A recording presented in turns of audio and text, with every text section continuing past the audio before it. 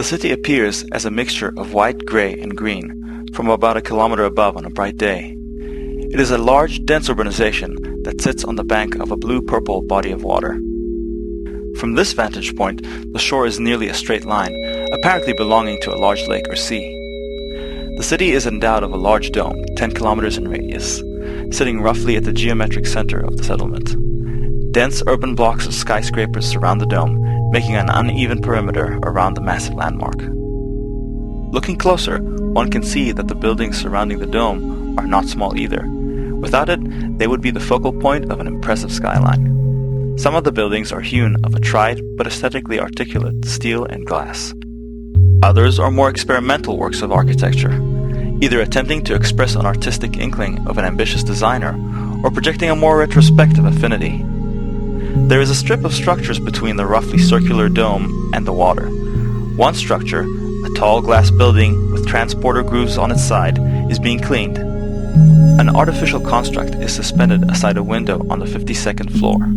The machine extends its thin arm of 3 omnidirectional elbows, its end a cleaning implement that wets, scrubs, and dries with every pass.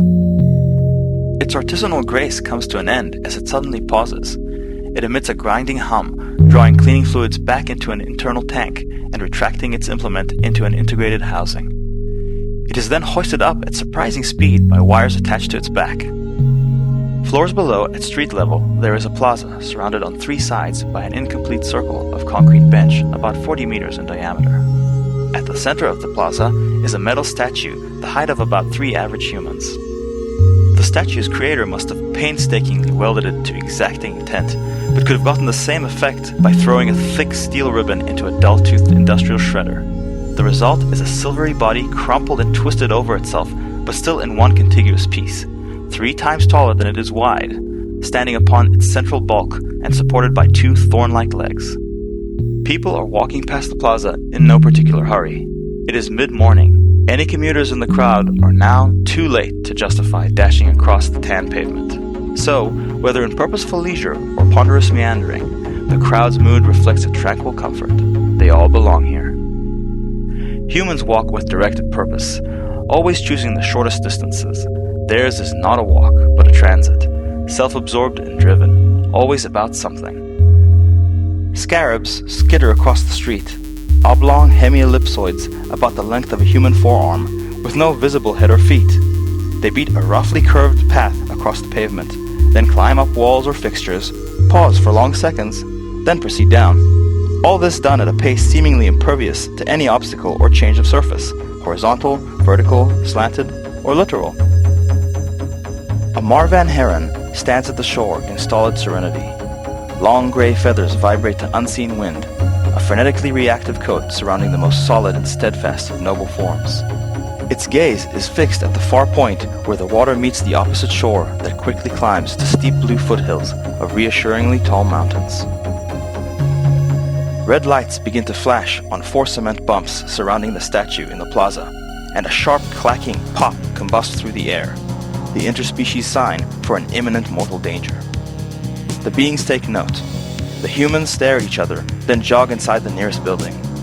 The heron raises its long beak and stares back toward the plaza for a moment. It then turns and dashes down the beach at a blurring haste. Some scarabs dazedly make their way to doors and storm drains. Others freeze in panic. Rightly good humans in free drove pick them up and rush indoors with their fellows tucked under their arms.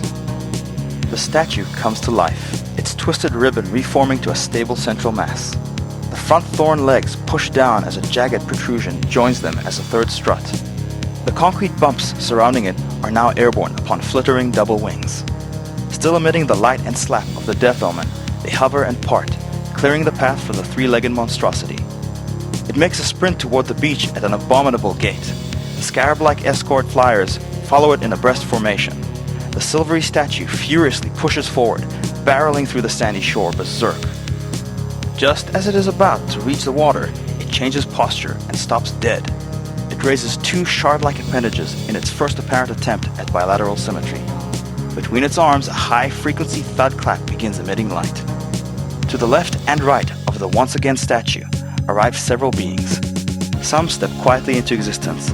Others look more like they have been shoved through a doorway from an unseen adjoining room. The new creatures are a mix of varying morphologies and sizes, humans and Freedrove among them. Those not naturally hardy are covered in protective layers of composites. Some snap into orientation, others calmly adjust their sensors upward.